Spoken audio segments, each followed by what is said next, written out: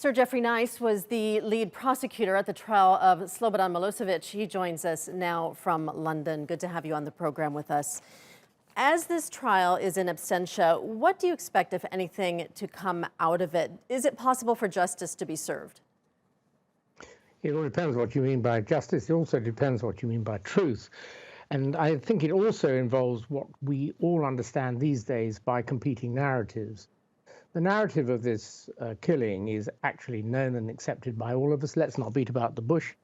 Bin Salman was responsible for it. The man was brutally murdered. Narratives have a hierarchy.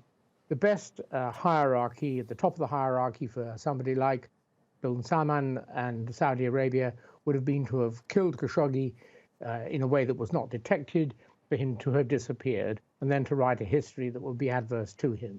They failed in that. And they failed spectacularly because the realities of the killing emerged. And just imagine how different it would be, that narrative, from a narrative where he was simply disappeared. Western powers selling arms to Saudi Arabia would prefer not to know this history.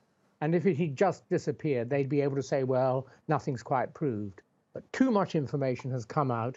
And so there is the need on everyone's part for different narratives, given that states, and in particular states dealing with Saudi Arabia, have limited interest in the truth.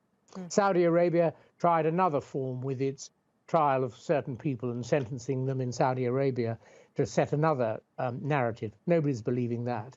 And what we simply must now hope for is that this trial will improve on what's called the proven narrative and narrow the gap between it and the truth that we actually all known to have happened, the various evidence that's come our way.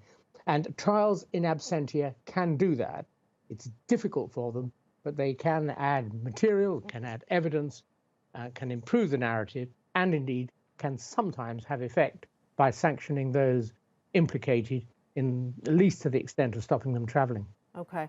Turkey has been pushing for a trial on an international platform, but as we know, that hasn't happened. Do you think that we'll ever see a larger probe take place into what happened? Pretty unlikely. International activity on the international justice front is always modulated or moderated by international interests of one kind or another, normally commercial. The commercial interests of countries like America and the United Kingdom in Saudi Arabia are so great that they would be very reluctant to put Saudi Arabia on the spot in any way. And there are various mechanisms in the Security Council and elsewhere whereby they can stand in the way of justice, and the interests of his fiancée and the interests of the general public in knowing the full truth in an authorized version may never be properly served. Your viewers, unfortunately, have to accept that that's the reality. Your government on this occasion, through this trial, is doing its best to set an authoritative record. I hope it succeeds in setting an authoritative record by evidence that simply can't be challenged. Without such an authoritative record, it will always be possible for governments to say, well, not quite sure, maybe it is, maybe it isn't, and then nothing gets done. And trade with Saudi Arabia, purchased by Saudi Arabia football clubs, will continue. Do you think, it's been almost 2 years, do you think the killing of Khashoggi has tarnished MBS's reputation? Because in the beginning, the first few weeks and months, it seemed as though it had, but then people stopped talking about it, other than Turkey. Do you think that he's going to get away with this and people will forget about this? To a greater or lesser extent, he'll probably get away with it. The only way to stop people who commit gross crimes by getting away with it is to kill them, as happened to the defendants after Nuremberg. That's no longer an acceptable solution under really any civilized Western scheme, certainly not under any United Nations scheme.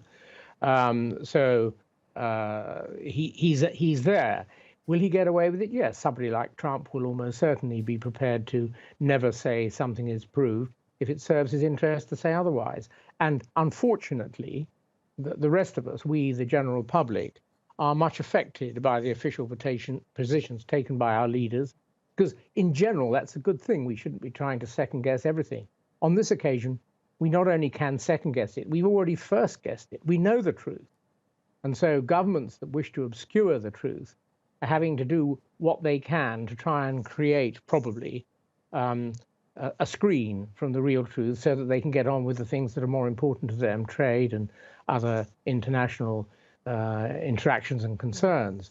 Your government is not doing that. Your government, through its judicial system on this occasion, is doing its very best to lay the truth before the public, and in particular before those close to Khashoggi and to his fiancée. Okay, and we'll leave it there. Sir Geoffrey Nice in London, thank you so much.